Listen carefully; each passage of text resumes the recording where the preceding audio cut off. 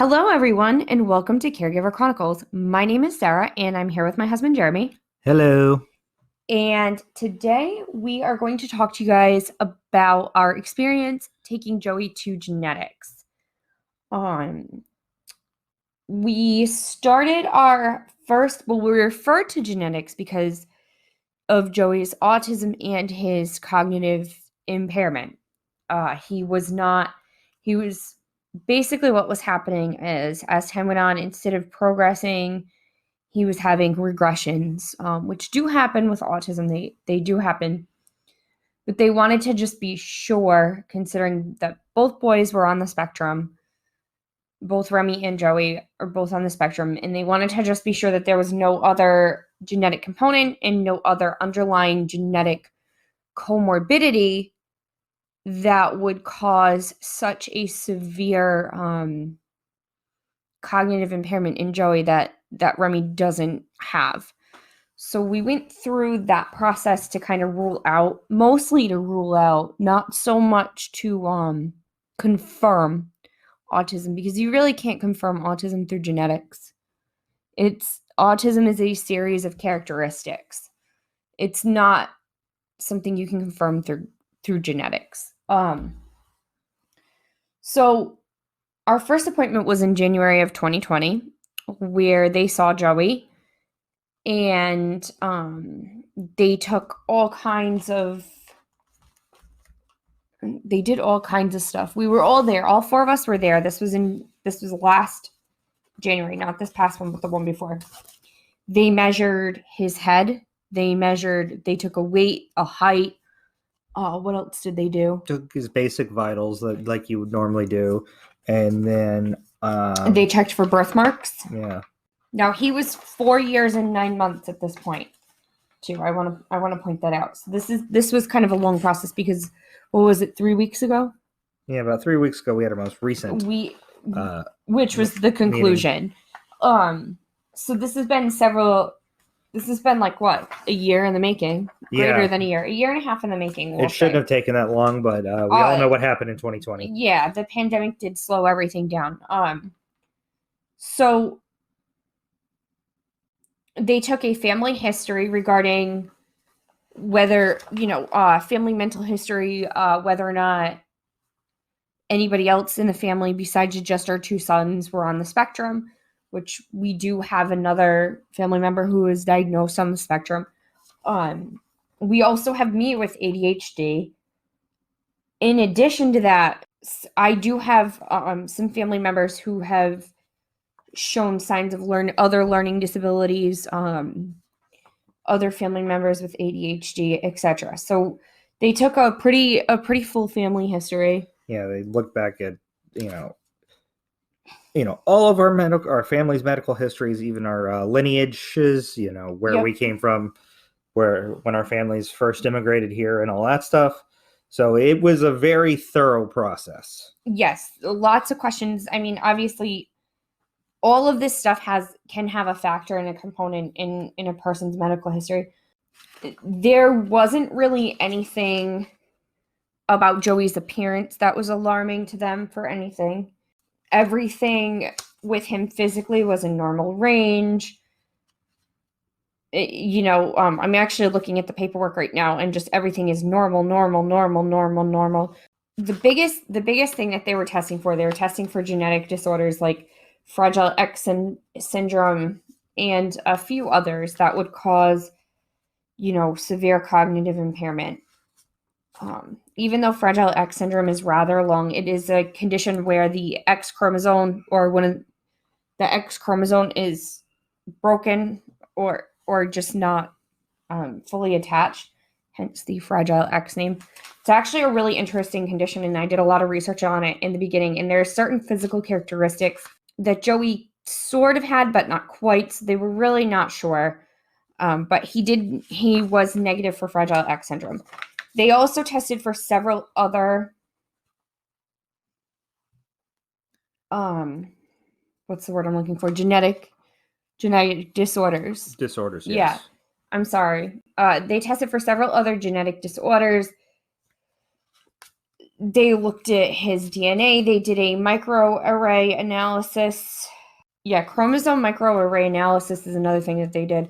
And forgive me, guys, I am by no means an expert on genetics. I would love to actually, if you do know, or if you are, or maybe we could even reach out to Dr. Campbell. I would love to have a genetic expert on here, but it'd be really interesting. But they tested him for Rett syndrome, even though it's very rare in males. They tested him for Smith-Lemmy-Opitz syndrome, cerebral carotene deficiency syndromes, and there's just so many different things. But again, with everything, the first round of testing, they only tested Joey's blood and Joey's genes, and everything was normal. So, which was good to hear, and we got those results. I think it was like August of 2020 that we got those results. Everything was normal. Yeah, I think it was August 2020, or might have been a little after August. So at some point we had to go down for September because we had to go for the blood tests in August. Okay, so we had the blood drawn in August. So it was probably like September, November.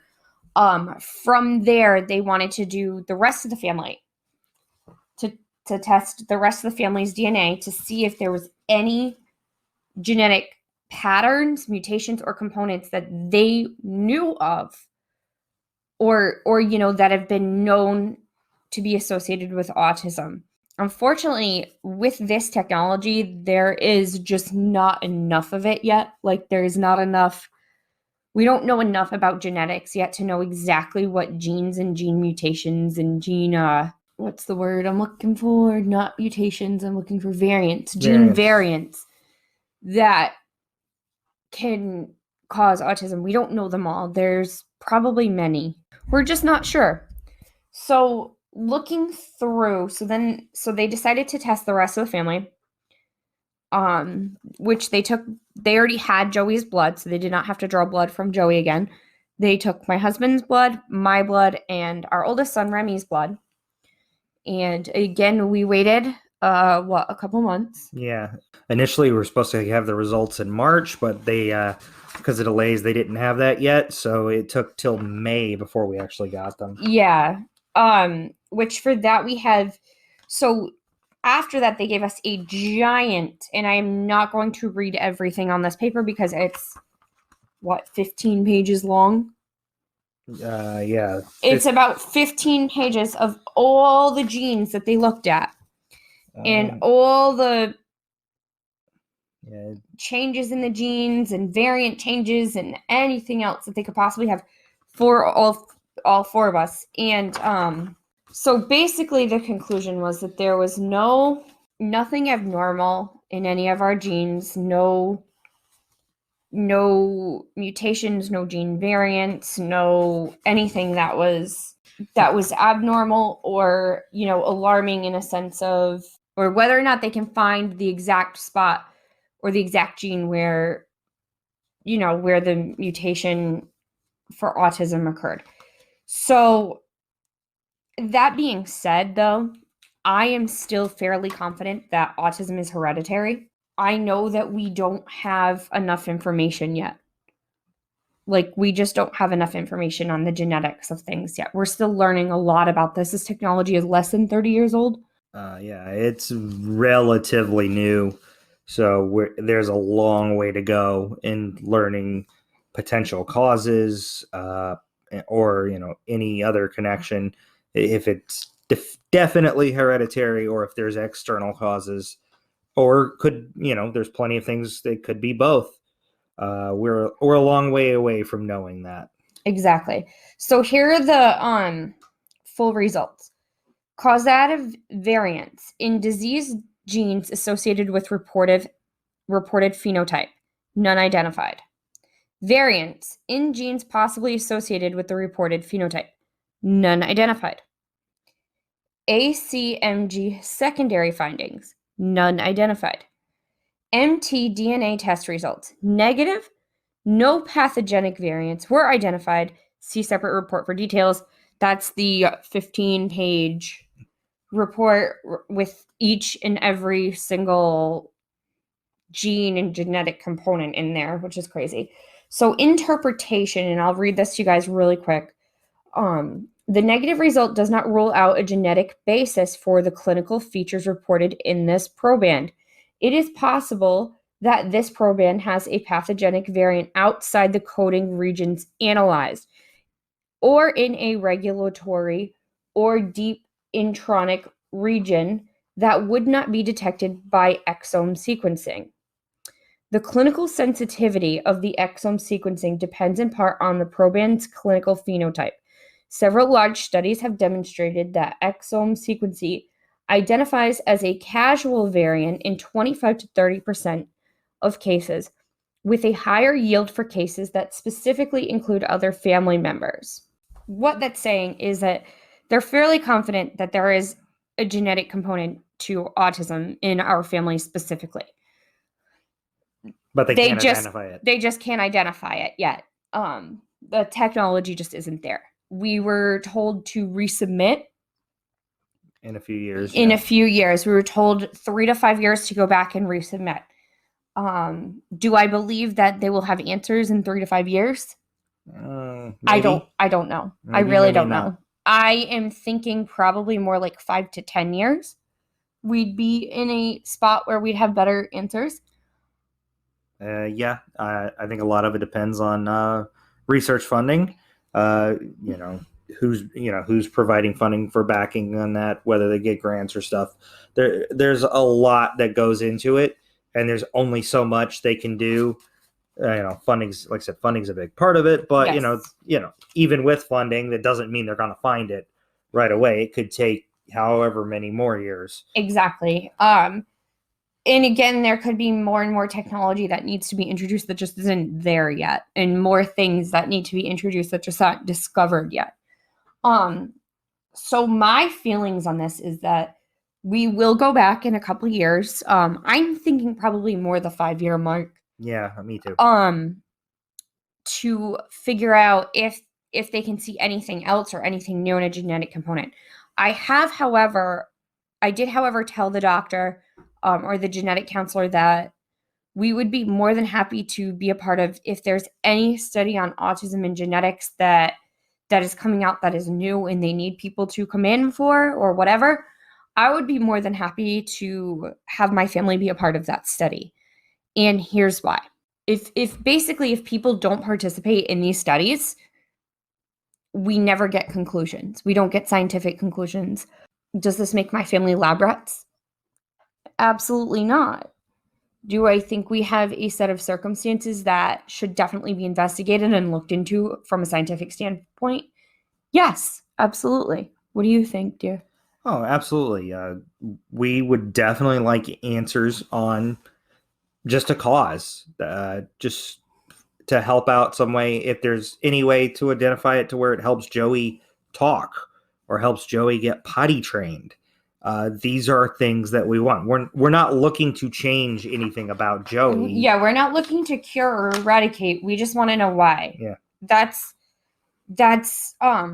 I think that's important to be said, because a lot of people hear the phrase "let's cure autism," and I think for some people a cure would really be great for their parents, and I think for other people a cure to them means to change almost their entire identity and who they identify as and who they are.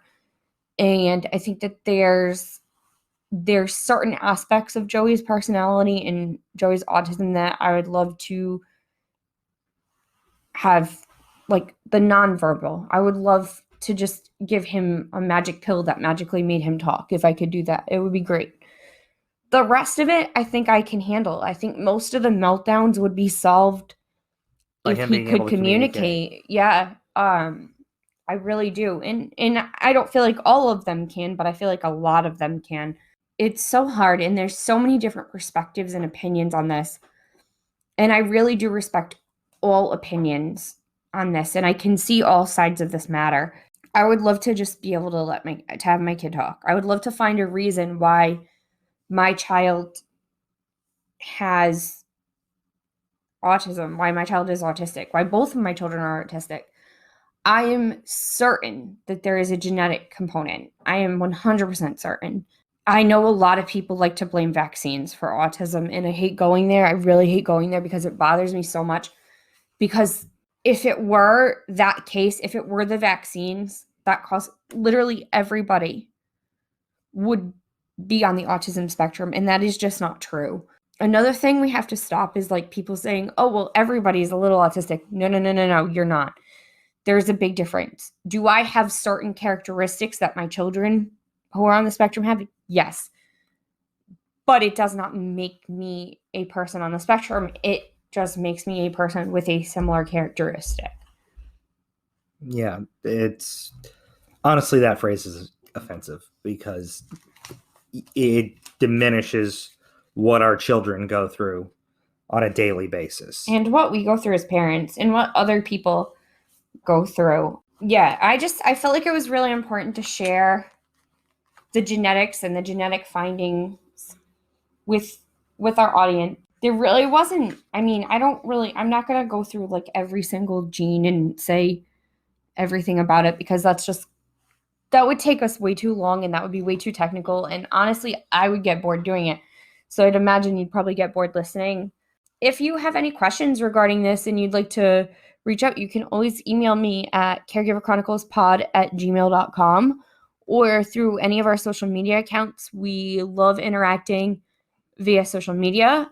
If you are a genetic counselor and you're listening to us for whatever reason, or if you know a genetic counselor and they would like to come on and talk to us, we would love to get more into depth with this. Again, we're not geneticists. We're not even going to pretend to be.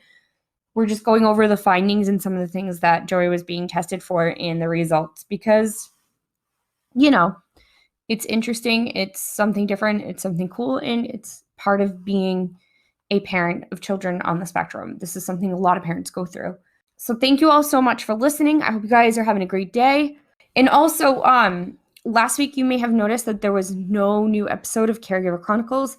And that is because we decided to take a family fun day. We went to a trampoline park, which was a little scary, but COVID numbers are way down in our area. My husband and I are both vaccinated, and we were pretty careful with the kids as far as hand washing and things like that go. So, yeah. And it was a much needed break that we desperately needed. Yeah, we really, as a family, we all kind of needed to just have a day together. That actually went really well. We'll probably talk about that more in our next family update. That's all. We hope that you checked out our last episode, the Loop interview with Erica Milsom. That was really a great interview. And we have some more great things, more great interviews coming up, and just more episodes with, family updates and everything else. So we hope you all have a great week. We'll see you next week. Bye.